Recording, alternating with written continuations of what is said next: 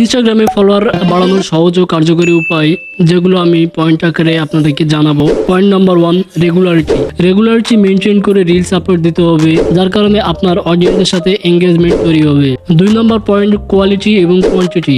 রিলসের quality improve করতে হবে, যার কারণে ওয়াচ টাইম বেশি আসবে, এবং কোয়ান্টিটি যত বেশি হবে তত লোক রিলস দেখবে, যার কারণে ফলোয়ার ইনক্রিজ হবে। 3 নম্বর পয়েন্ট, আপলোড টাইম। দেখতে হবে যে আপনার ফলোয়াররা কোন সময় বেশি অ্যাক্টিভ থাকে। আপনার ফলোয়ার যে সময় বেশি অ্যাক্টিভ থাকে সেই সময় রিলস আপলোড দিতে হবে। এমনটা নয় যে রাত 12টার পর আপনার ফলোয়ার সব ঘুমায় তখন আপনি রিলস আপলোড দিলেন।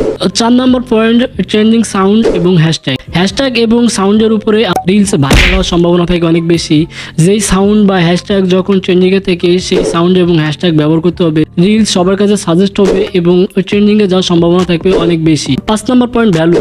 রিলসে ভ্যালু অ্যাড করতে হবে। ভ্যালু অ্যাড করার ফলে আপনার রিলস অনেক সময় দেখবে, ওয়াচ টাইম বাড়বে এবং আপনার রিলস আরো দেখতে চায়, যার কারণে আপনার রিলসকে লাইক কমেন্ট করবে এবং ফলো করবে। 6 নম্বর পয়েন্ট, কমেন্টস এবং মেসেজে রিপ্লাই দেওয়া।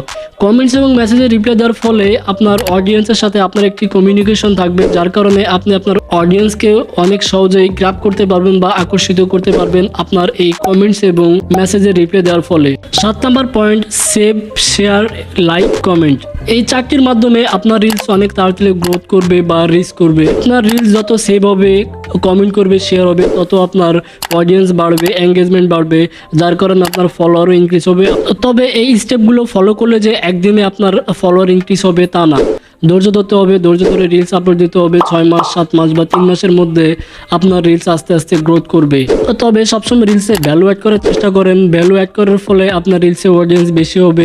এমন টিপস অ্যান্ড ট্রিক্সের ভিডিওর জন্য ফলো করেন, ফ্রেন্ডদের সাথে শেয়ার করেন। দেখা হবে পরবর্তী কোনো এমন টিপস অ্যান্ড ট্রিক্সের ভিডিও নিয়ে।